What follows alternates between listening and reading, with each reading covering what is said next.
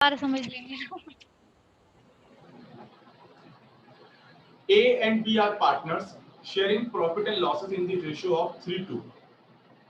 At the end of the year, on 31st December 2020, they decided to take their manager C into the partnership fund from 1st January 2018. अब देखो retrospective effect आ रहा है। आप कहां बैठे हो? आप बैठे हो करंट डेट, जो आज की डेट है वो है आपकी 31 दिसंबर 2020। आप यहां बैठे हो और वो मैनेजर जो सी हमारा मैनेजर है उसको पार्टनरशिप में ऐड किया जा रहा है। किस डेट से? इस डेट से ऐड किया जा रहा है। तो यानी अगेन बैक डेट का मेरा क्वेश्चन आ गया। C as a manager was getting an annual salary of 45,000। तो यहां देखो उसको सैलरी मिल रही थी एज अ मैनेजर, उसको सैलरी मिल रही थी 45,000 की।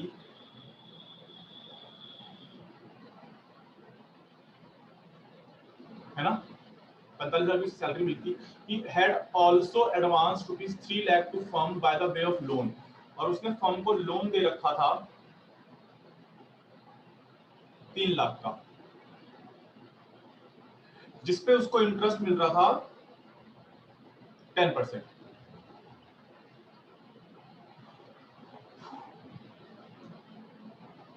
During the 3 years firm profit after adjusting salary to C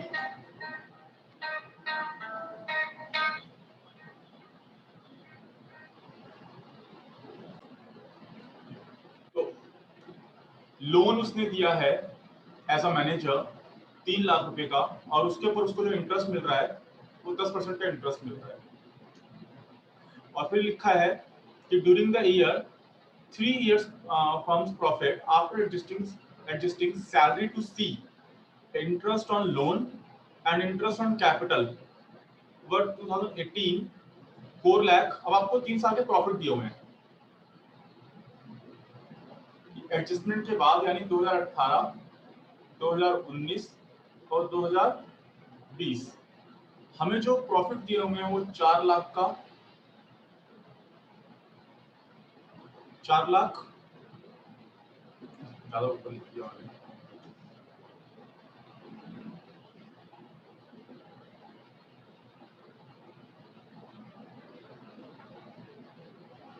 4 lakh, 2 lakh का लॉस,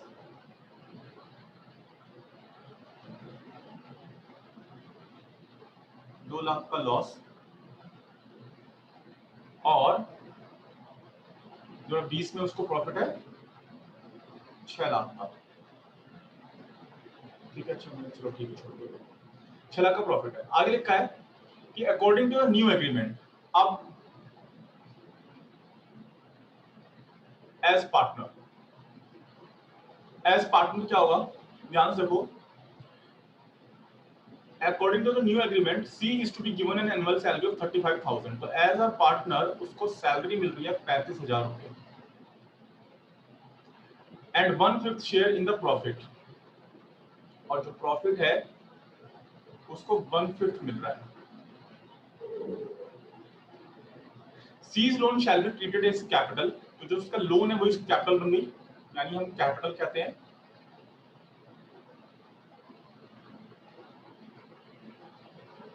तीन लाख यही सेम का ये जो है, और इसके ऊपर जो इंटरेस्ट मिल रहा है वो 6% पर एनम मिल रहा है। And his capital will carry interest eight 6% per annum. Record necessary entries. तो ये हमारा ओवरऑल पूरा क्वेश्चन है। अब यहां देखो, हम यहां पे अपने दो टेबल बना लेते हैं। एज अ मैनेजर सी को कितना पैसा मिल रहा था, और एज अ सी को कितना पैसा मिलना चाहिए।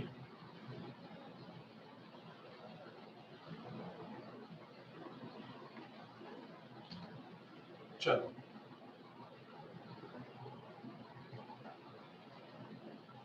यहां देखते हैं।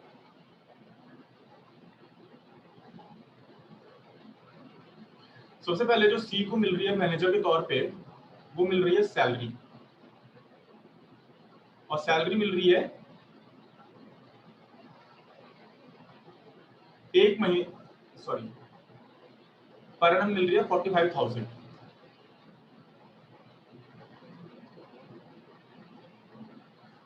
तीन साल के लिए कितनी मिलेगी भाई? 3 साल का इफेक्ट है ना, तो इसको क्या करोगे, 3 से मल्टीप्लाई कर लोगे।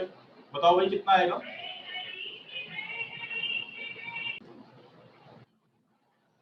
ये हमारा आ गया 1,35,000।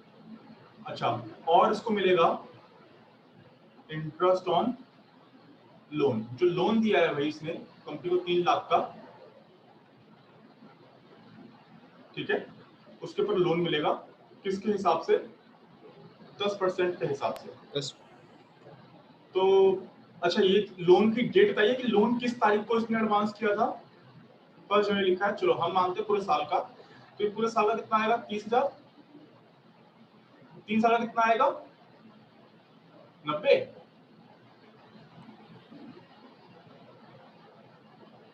90 आएगा, कितना आएगा बताओ सर? 90,000। 90,000। चलो, तो कितना आ गया टोटल अमाउंट? कितना हुआ ये? सर 2,25,000। 2,25,000। अब आ जाओ पार्टनर की तरफ। सबसे पहले उसे मिल रही है as a partner, sorry as a लिखा हुआ है, सबसे पहले उसे मिल रही है 2,25,000। सबसे पहले उसे मिल रही है सैलरी, ठीक। अब सैलरी देखो, एक साल की सैलरी इसकी 35,000 रुपए है, ध्यान समझना इस बात में, 35,000 की सैलरी है उसे। अच्छा, अगर मैं फिलहाल ईयर लिख लेता हूँ 2018, 2019, 2020, इस साल प्रॉफिट हुआ है, 2020 में भी प्रॉफिट हुआ है, बट 2019 में लॉस हुआ है।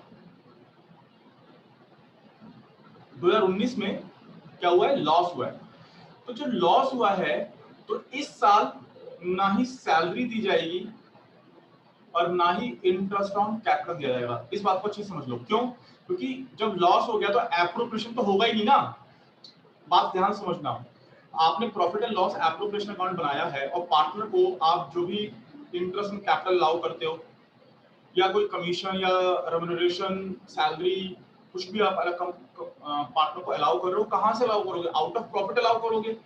इस साल तो प्रॉफिट हुआ ही नहीं है आपको, यानी आप जो इंटरेस्ट ऑन कैपिटल अलाउ करोगे वो सिर्फ 2 साल के लिए अलाउ करोगे। पार्टनर को जो सैलरी अलाउ होगी वो भी सिर्फ 2 साल के लिए अलाउ होगी। 2018 एंड 2020 के लिए। 2019 में आपको क्या हुआ है? लॉस हुआ है। ये बात सबको क्लियर है? Yes sir. चलो, तो हम क्या कह रहे हैं? हम कह रहे हैं यहाँ पे मल्टीप्लाई बाय 2, 2 साल का ही हम यहाँ पे वो देने वाले हैं। और similarly interest on seize capital, और सी की कैपिटल यहाँ पे क्या है? सी की कैपिटल यहाँ पे,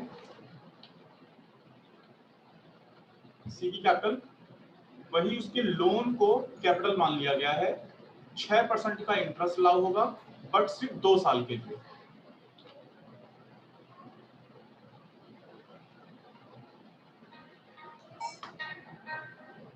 सिर्फ 2 साल के लिए। ओके, बताओ ये कितना अमाउंट आएगा? 70,000। 70,000। चलो बढ़िया, बहुत बढ़िया। और ये कितना आएगा? 36,000। 36,000। तो टोटल कितना हो गया ये? सर 1/5 ऑफ प्रॉफिट भी तो है। 1/5 प्रॉफिट, उसको रुक जाओ अभी। आप ये बताओ कितना आया अभी? सर 1,06,000। 1,06,000। ठीक है, 1,06,000। तो अब आप यहाँ पे डिफरेंस निकाल दो, ठीक। तो देखो, एज अ मैनेजर उसको कितने रुपए मिल रहे थे? 2,25,000। और as a partner apart from profit उसको कितना मिलना चाहिए, 1,06,000। तो आप एक बात बताओ, उसको कितना पैसा फालतू मिला? सर 1,90,000। 1,19,000 रुपए उसे फालतू मिल गए, राइट? यही हुआ।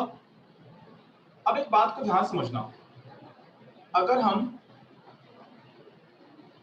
टोटल प्रॉफिट को देखें, उसका जो शेयर है वो 1/5 है, लेकिन मैं ये कह रहा हूं कि ओवरऑल 3 इयर्स में सी के पास 1,19,000 रुपए फालतू चले गए हैं। अगर इसको हम वापस ले यानी रिवर्ट करें, क्योंकि ये प्रॉफिट का पार्ट बनना चाहिए, इतने रुपए से पार्टनर्स के बीच में जो प्रॉफिट है वो कम बटा है। अंडरस्टैंडिंग ध्यान से लेना कि 1,19,000 सी एज अ मैनेजर था, उसको ज्यादा मिल चुके हैं, है ना? अब हम इसे क्या लेंगे, वापस लेंगे, क्योंकि ये पैसा कहां बढ़ेगा, प्रॉफिट में बढ़ेगा। उसे देना सिर्फ 1,06,000 था, आपने 2,25,000 दे रखे हैं, ठीक? तो ये एक्सेस फंड है, ये किसका पार्ट बनना चाहिए, प्रॉफिट का पार्ट बनना चाहिए, और फिर जो ये प्रॉफिट होगा वो ओवरऑल तीनों पार्टनर्स में बटेगा उनके एग्रीड रेशियो में, ठीक? तो अब इसको ध्यान से देखते हैं। तो मैं कह रहा हूं कि 2018, 2019 और 2020 इनकी जो प्रॉफिट है 4 लाख,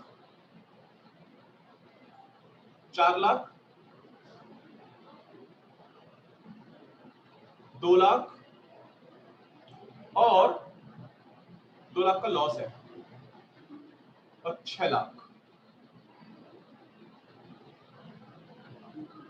ये कितना आ गया, कितना आ गया ये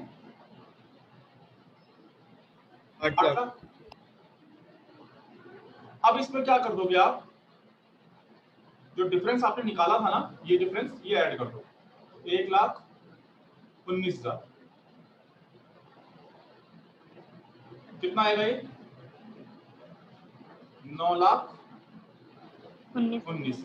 तो जो प्रॉफिट था ना, टोटल सम ऑफ प्रॉफिट 3 साल में जो प्रॉफिट बनना चाहिए था वो 9,19,000 रुपए का बनना चाहिए था, ठीक?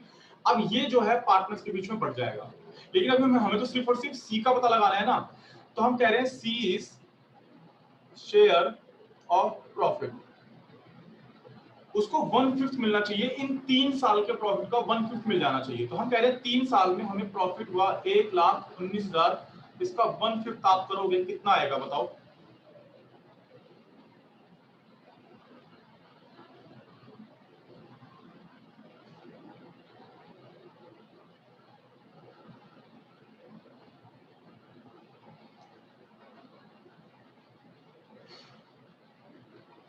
$1,83,500, ठीक है? ये समझ में आ रहा है? अब आपको ध्यान से देखना, सी एज अ पार्टनर हम लिख रहे हैं यहां पे, सी एज अ पार्टनर, ठीक, विल रिसीव, हाँ Sir, 1,83,800. 800 है, 800. Yes, sir. 800 है। अच्छा, तो मैंने फिर कहीं कैलकुलेशन में गलती कर दी होगी, चलो कोई बात नहीं। ये 1,83,80 कर लेते हैं इसे।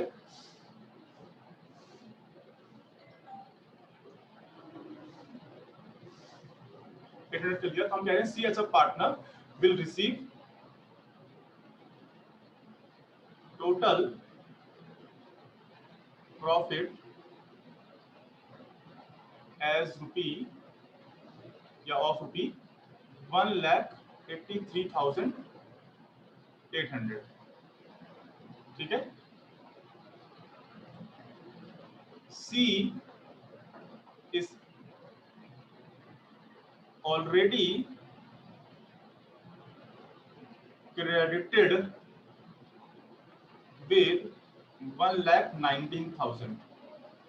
अच्छा, आप ध्यान से देखो कि सी को ना, हमने ये देखा है कि सी को एक्सेस पैसा कितना मिला हुआ है, 1,19,000 रुपए मिले हुए हैं एक्सेस, और इस पैसे में जो ये अमाउंट है इस अमाउंट में, ये जो अमाउंट था आपने देखा था, इस अमाउंट में प्रॉफिट का शेयर इंक्लूडेड नहीं था।